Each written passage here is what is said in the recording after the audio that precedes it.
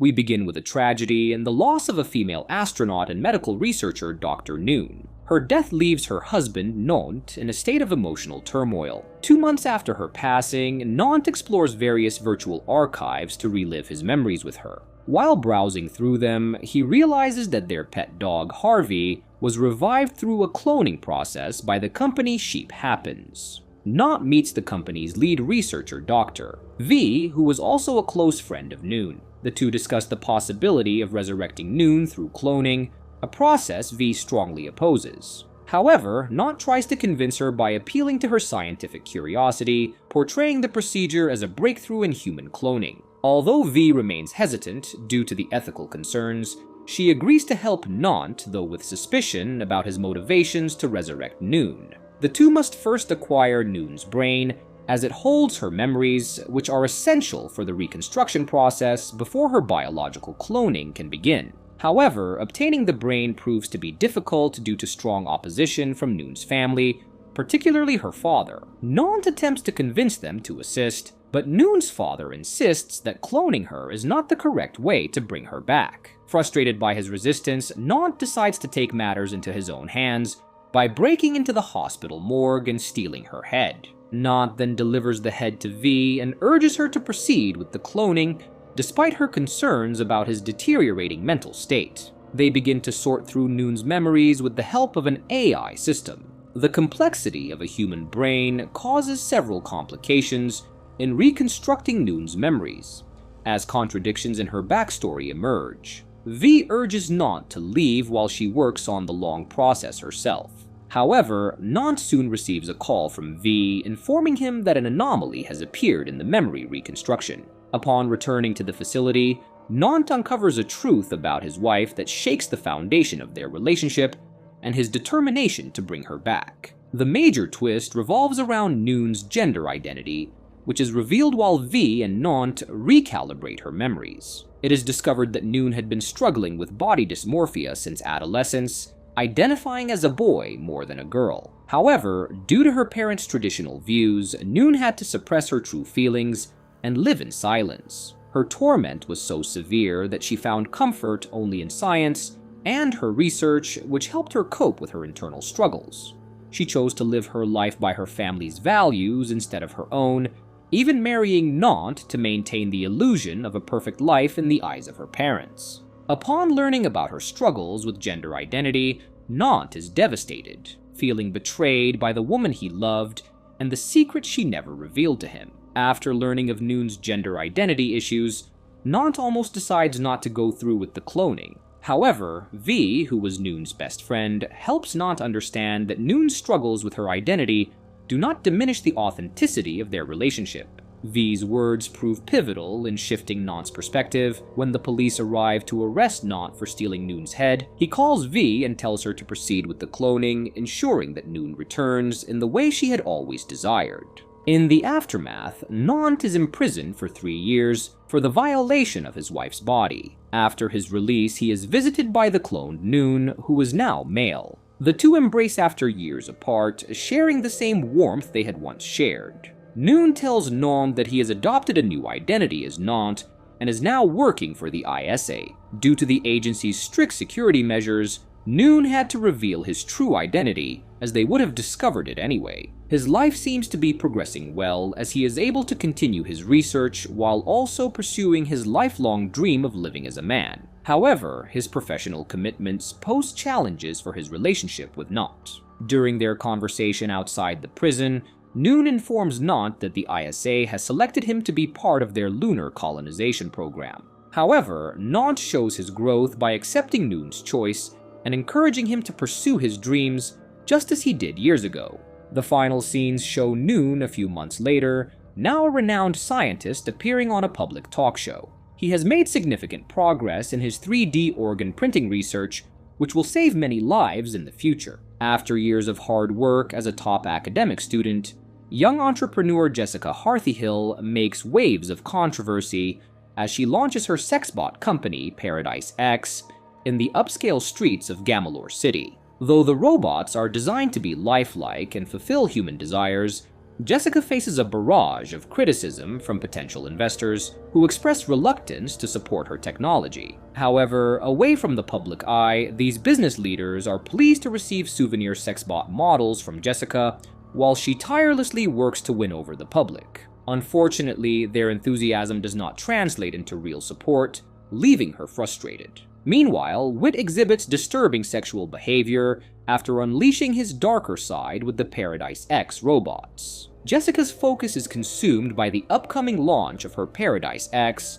the Pleasure Oasis building, a new adult service center designed to cater to all manner of kinks and fetishes. However, doubts arise among the public regarding the facility's status and its resemblance to a brothel, which is illegal in Thailand. Concerned that things are veering off course, Jessica meets with a new group of influential businessmen in hopes of securing their backing. One of them humiliates and degrades her sexually, causing her to reconsider her choices. Still, the damage to the company's image softens after a staged interview with Whit. Afterwards, Jessica reflects on her past life and her mother's influence on her development as the launch of her Pleasure Oasis draws near. We then see a significant flashback sequence highlighting Jessica's struggles growing up with her mother. While her mother frequently brought clients home, Jessica stayed in the living room working on her studies.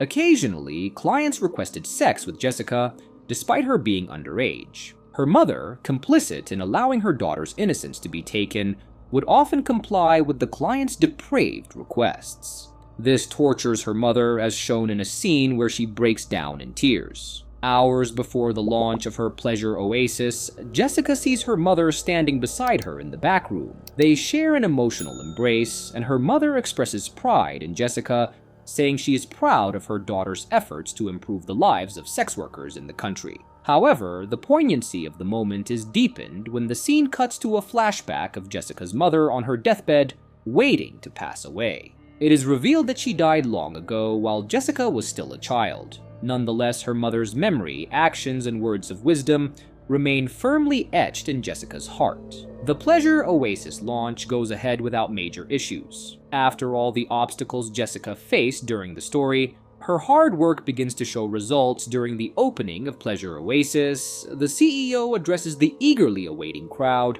outlining the services that the Pleasure Oasis will offer and how it will provide people with a judgment-free space to explore their sexual fetishes. Jessica also unveils a new Paradise X app that lets users fully customize their sex bots. As preferences vary, the app is designed to give users complete control to indulge in their desires without harming real people. The app's features are well received by the crowd, who are thrilled to have a way to fulfill their sexual desires. Almost immediately, people begin exploring the vast customizability options on the sex bots. However, one notable restriction is the age limit on the sex bots. When a customer attempts to reduce the age of their sex bot, the system prevents it from going below 18 years, aligning with the legal standard for consensual adult sex. The story concludes with a note detailing the fate of Paradise X after the launch event. The note states that a few months following the opening of Pleasure Oasis, the government shut down the facility and its parent company, Paradise X, and arrested Jessica for operating an illegal sex business. In the aftermath, Jessica is sentenced to 3 years in prison for her actions. However, upon her release, she doesn't return to her dreams of revitalizing the sex industry. Instead, Jessica starts a new venture called Maid X, a maidbot company. While it may seem like a departure from the sex industry, the protagonist has ventured into another robot-based business. The final moments show Jessica filming a commercial for Maid X with a similar tone to her earlier ads for Paradise X. Her decision to leave the sex industry seems to signal her shift away from attempting to change the country's laws and trying to transform its conservative views. In a futuristic Bangkok, a monk named Anak roams the streets with his robot assistant, iBuddy. While walking through the city, Anak observes a group of children offering alms and food to a group of homeless individuals. One of the girls attempts to give Anak some food but is stopped by her friend. She feels discouraged because the children are working to accumulate points for their AI service, ULTRA, a new system that rewards its users for performing good deeds for those in need. Anak disagrees with the service's philosophy, arguing that good deeds should be done without any expectation of reward. However, Ultra views this belief as flawed, since it contradicts its operational model. Consequently, Anek returns to the temple empty-handed. Back at the temple, Anek and his fellow monks debate the advantages and disadvantages of ULTRA, mostly opposing its merit-based system. The Buddhist community in Bangkok, however, is struggling to keep pace with the modern world and radical AI services that are redefining spirituality in the contemporary era. Anek becomes intrigued by Ultra, wondering how the system was developed in the first place. He gets the opportunity to explore it further after reconnecting with his former colleague, Adam, while attempting to fix a malfunctioning iBuddy. After analyzing the app, Anek feels disillusioned by its heavily automated system that rewards users even for trivial actions. When attempting to file a complaint, Anek receives an invitation from the CEO of Ultra, Mr. Neo, to discuss the flaws and benefits of the system at his massive skyscraper residence. During their meeting, Anek learns the true motivation behind Mr. Neo's creation of Ultra. The influential businessman reveals that because his parents were fanatical religious zealots who were not rewarded by their faith, Neo aimed to redefine religion in a way that offers people more immediate rewards. Additionally, he believes that having an AI run the system eliminates the risk of corruption and the misuse of faith for personal gain, a fate he feels his parents suffered before their death. Neo proposes that Anek join him in improving ULTRA and making it more compatible with people's needs. However, the monk expresses dissatisfaction with Neo's intentions and rejects his offer. After his meeting with Mr. Neo, monk Anek begins formulating a plan to develop his own system to challenge Ultra's controversial practices. Having been a computer engineer in his past life, he already possesses the skills needed to create such a system. Moreover, Adam provides the necessary framework for his AI service, having already studied the brainwaves of several parents to design a lullaby-singing teddy bear toy. Combining their expertise and Buddhist principles, they create a competitor to Ultra named iBuddha. Anek and his fellow monks announce the launch of iBuddha during a grand event at the temple, which Mr. Neo attends, along with other notable guests. Following iBuddha's debut, Neo retreats as Ultra faces multiple scandals surrounding the misuse of its merit system. Meanwhile, iBuddha dominates the city, with many preferring its spiritual teachings and AI interface over the exploitative nature of Ultra. However, Anek's triumph is short-lived when a scandal strikes iBuddha, one involving even more severe allegations than those surrounding Ultra. It is revealed that the AI service has been used to sexually harass a young girl through the voice of the abbot. As Anek investigates the incident, he discovers that the abbot had committed similar offenses 40 years ago. Since iBuddha was constructed by analyzing his brainwaves, the AI had replicated and transmitted his past actions. The sexual harassment scandal ultimately marks the end of iBuddha and tarnishes the reputation of the monks. Following the incident, the AI service is removed from the market, and Anek retreats into the temple. Although the abbot offers an apology to the angry crowd outside, it is insufficient to restore the monk's tarnished reputation. Despite his efforts to avoid the issues associated with ULTRA, he still encountered severe problems with the creation of iBuddha. He concludes that leaving is the only viable option. Before he departs, Anek faces the painful decision of deactivating his robot companion, iBuddy. His mechanical assistant had inspired the creation of iBuddha and had been a constant source of support throughout his years as a monk. During that time, Anek had become emotionally attached to the device and had shared many memories with it. After leaving the temple, Anek walks through the city in regular clothing, taking in the surroundings after being confined for so long. While discarding trash in a bin, he notices a young boy behind him using the ULTRA app to track how many points he earns based on the garbage he disposes of. Anek watches this with a sense of melancholy, realizing that the materialistic nature of Ultra persists in the city, even after its scandals and the rise of iBuddha. With the end of iBuddha, Ultra reasserts its dominance over Bangkok. Furthermore, Mr. Neo unveils a new version, Super ULTRA, which he claims is an improved iteration of the original system. The launch of Super Ultra appears to be a marketing strategy designed to distance the service from the scandals of its predecessor. As a result, the new system gradually takes over every aspect of the city,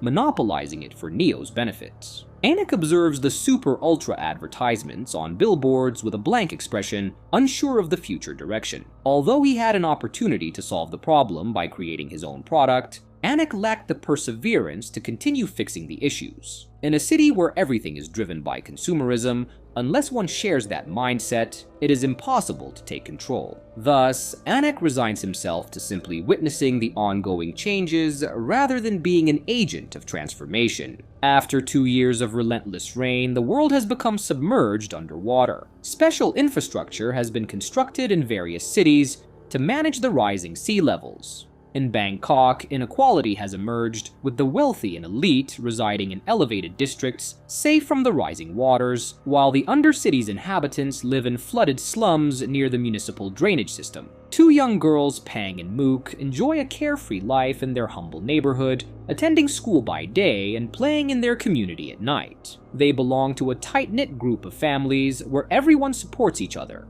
However, the district suffers from a relentless spread of infections and viruses due to the unhygienic conditions of the Undercity. Pang is more introverted and practical, while Mook radiates boundless energy and enthusiasm. At the start of the story, Mook is bitten by a mosquito carrying a new strain of malaria. She develops rashes and itchy skin, but remains cheerful and optimistic. The government announces through a TV program that America is distributing a new vaccine, Aquavac, designed to protect against waterborne diseases. However, the Prime Minister ridicules the vaccine for being untested and rejects its use in Thailand. Curiously, Aquavac's main side effect, growth of tentacles from the chin, discourages much public protest against the vaccine's ban. Meanwhile, Pang worries that the world is already in disarray, and future generations will suffer the consequences of the environmental damage left by those before them. In their watery existence, known as the Rainpocalypse, the 2 girls find solace in their unwavering friendship. One day, a glimmer of hope appears when they learn about a singing competition that could offer a way out of their struggles. Pang, a natural singer, decides to participate in the competition after Mook encourages her. They skip school to attend, where Pang stuns the judges with her captivating voice. Her performance quickly becomes a sensation, bringing attention to the plight of the Undercity residents and how the government has failed to provide an escape for the struggling populace. The public's emotional response to Pang's story elevates her to such prominence that even the government takes notice. The Prime Minister plans a visit to meet Pang, though the move carries evident political motivations. However, before the visit occurs, a storm strikes the lower city, devastating the slums. During the storm, Pang and Mook lose their home as the sea sweeps through the area. They, along with their family, find refuge in a building in the Neo Klong Toei district.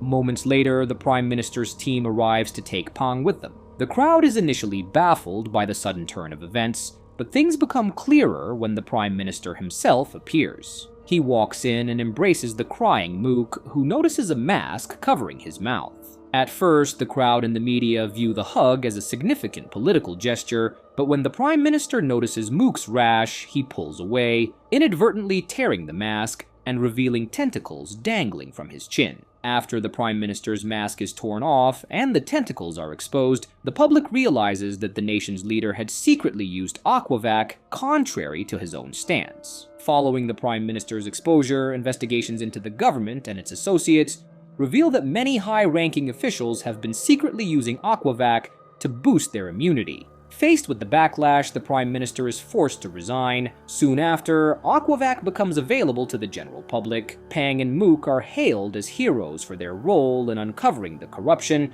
and a statue is erected in their honor. The 2 girls are elated that their friendship is immortalized through such a meaningful landmark. They also begin using Aquavac, which leads to the growth of tentacles beneath their chins. More importantly, the vaccine saves Mook from the malaria infection that had nearly overtaken her body. Thus, exposing the Prime Minister's deceit not only elevated the girls' status, but also saved their lives. At the story's conclusion, a monumental shift occurs as humanity watches in awe as the rain finally stops. After 2 years of continuous downpours, the cessation of rain sparks a jubilant atmosphere. People around the world rejoice as the first rays of sunshine break through the clouds.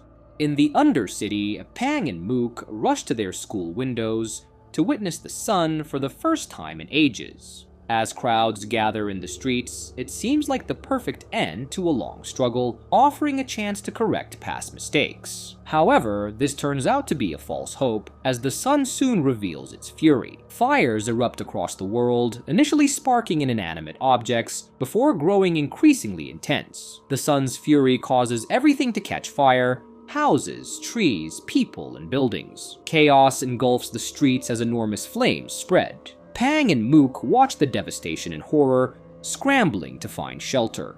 As the camera pulls back, the world's surface is shown ablaze with destruction. In such an inferno, survival seems impossible. However, some may still find refuge underground, though the odds are slim. And with that, the movie ends. We hope you enjoyed our recap. Like the video and subscribe to our channel for more amazing recaps. See you in the next one.